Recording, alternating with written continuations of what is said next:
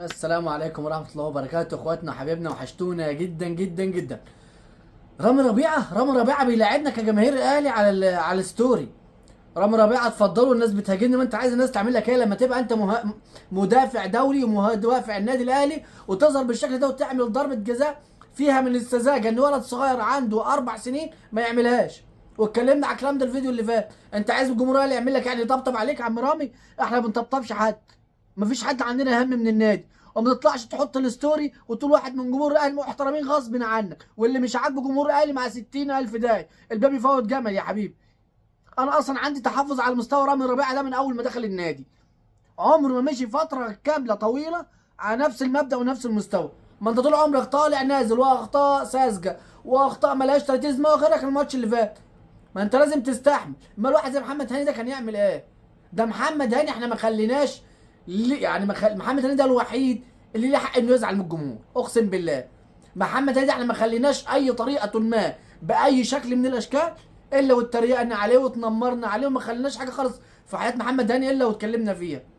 عمر راجل ما اتكلم، عمر الراجل ما طلع غضب، عمر الراجل ما نشر حاجه. انما انت واحد بعت لك كلمتين طلع حطهم على ستوري انستجرام، اتعاقدت واتحط عليك غرامه شلتهم على ستوري انستجرام. يا سلام يا حبيبي، السلام يا اخويا، انت والستوري انستجرام بتاعك.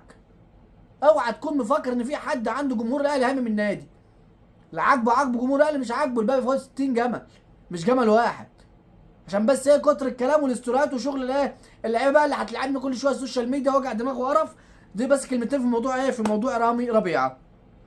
تاني حاجه، الاهلي بيفاوض ماركو روزا المدرب الالماني الكبير اللي انا شخصيا على قناعه بيه جدا، مع ان انا عارف ان الراجل هيطلب مطالب ماديه كبيره. ماركو روزا من المدربين الكبار اللي انا كان نفسي فيهم.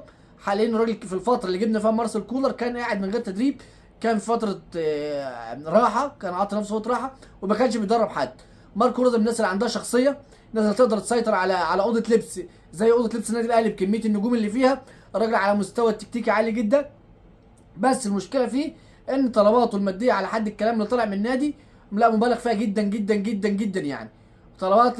طلبات تفوق قدره النادي الاهلي. انك عايز 4 مليون او 4 ونص غير المكافآت اللي عايزها.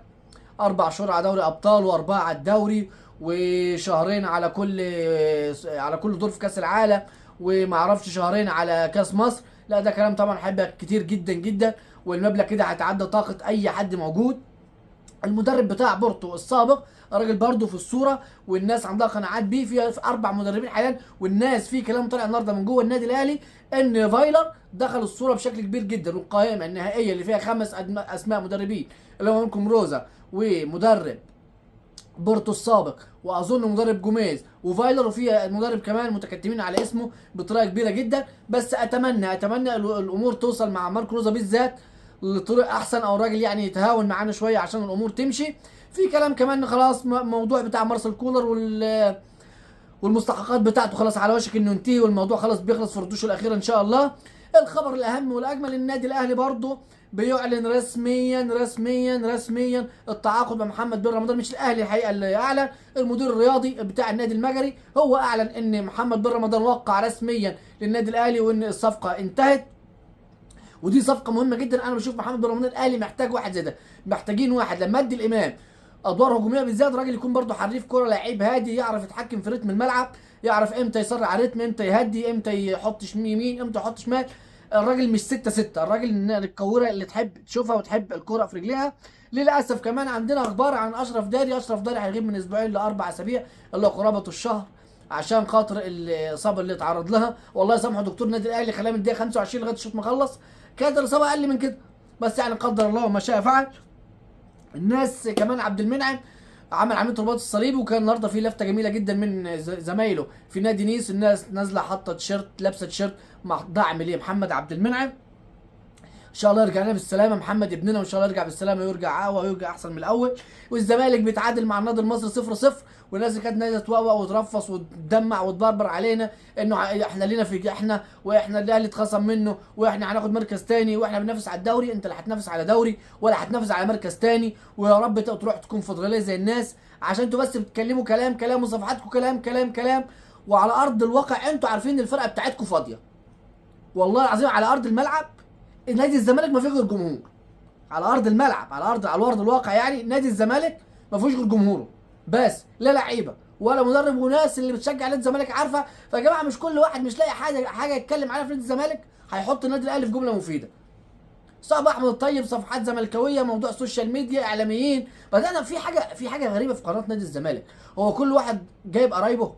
يعني احمد الاحمر اخته ما اعرفش ايه الاحمر دي، نيره الاحمر موجوده في البتاع، محمد صبري اخته مها صبري موجوده في القناه. هو الموضوع في الزمالك ماشي مصالح وباين جدا للقاسي والداني، بس الناس مش عايزه تشوف. الناس بس حاطه قدامها انها مترجته النادي الاهلي هجوم هجوم هجوم عشان خاطر يبقوا موجودين ولهم اسم، لان جمهور النادي الاهلي كبير ويكبر اي حد. تمام.